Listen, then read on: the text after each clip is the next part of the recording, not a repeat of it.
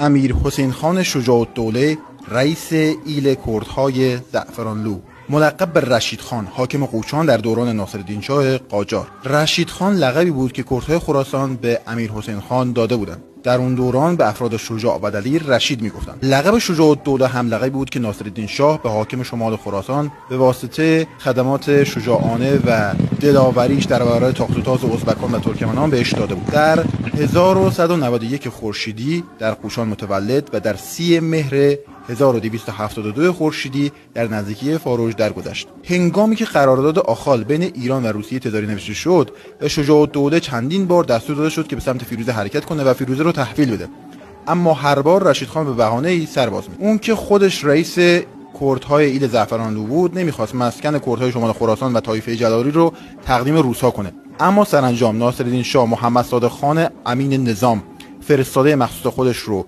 میفرسته و دستور قاطع میده که فیروزه رو تحویل بده.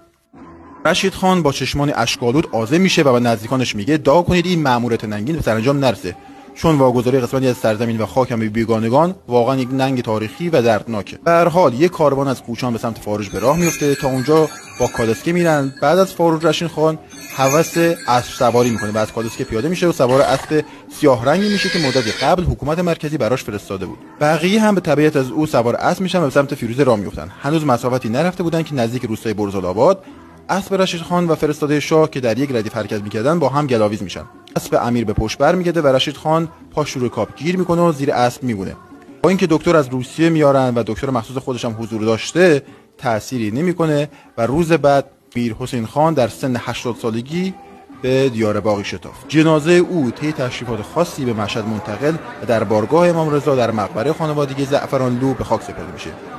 27 روز بعد، یعنی 26 آبان 1272 زلزله قوچان اتفاق میفته و عده زیادی زیر آوار کشته میشن.